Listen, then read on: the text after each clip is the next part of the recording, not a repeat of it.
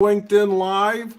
Hopefully these daily tips and strategies really propel you along your LinkedIn journey and hopefully move you to the fast lane. Today's topic, content strategy. It's so important. There's really two elements to huge LinkedIn success. That's your content and your distribution of your content. But it all starts with content. And in most cases, people are focused on how good it is relative to I don't know what measurement versus how often they do it, which would make them get better just through feedback and through practice. And in most cases, people spend too much thinking about content instead of allowing their content to be their thoughts. I want to make sure everybody knows that chat's open. Feel free to ask questions and get involved in the show today. Happy to recognize you.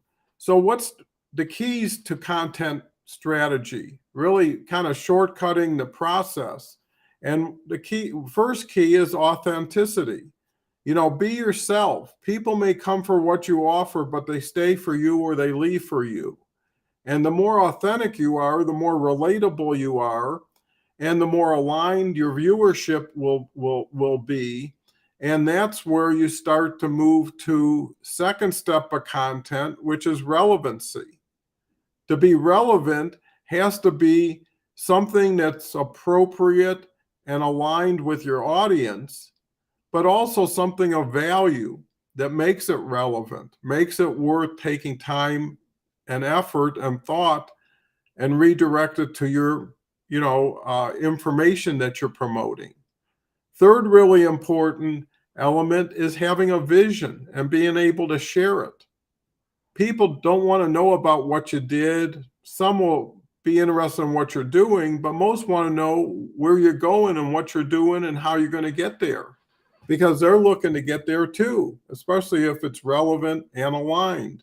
So you can see how this starts to stack up into being able to distinguish and differentiate yourself from the crowd. Next step is really focusing on collaboration.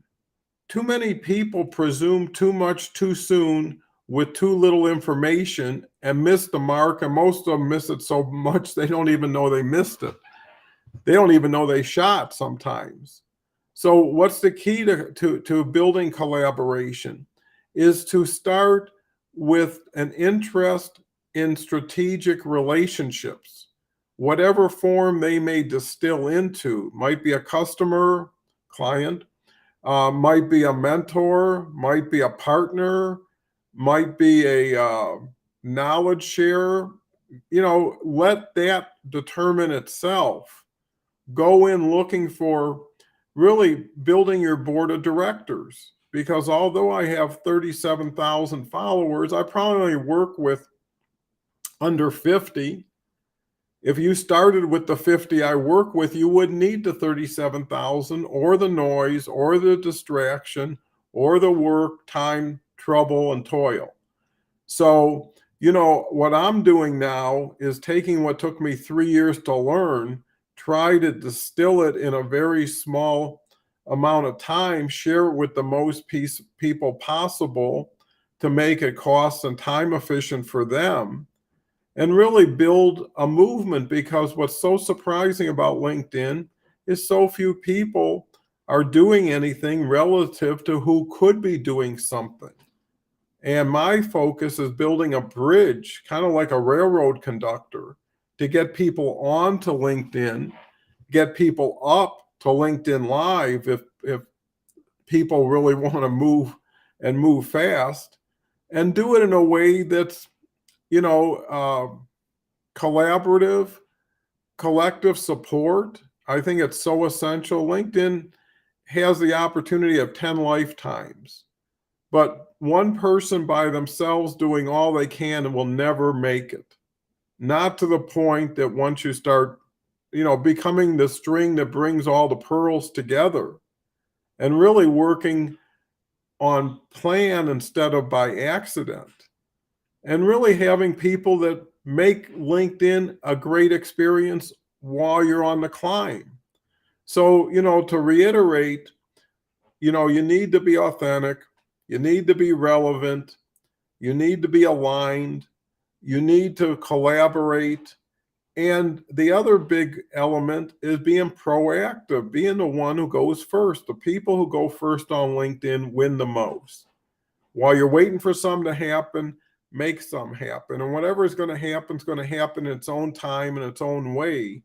The good thing about creating opportunity is you control the action. You choose who you want to work with. You choose how far you want to go, and really test the people out there to see how far they want to go.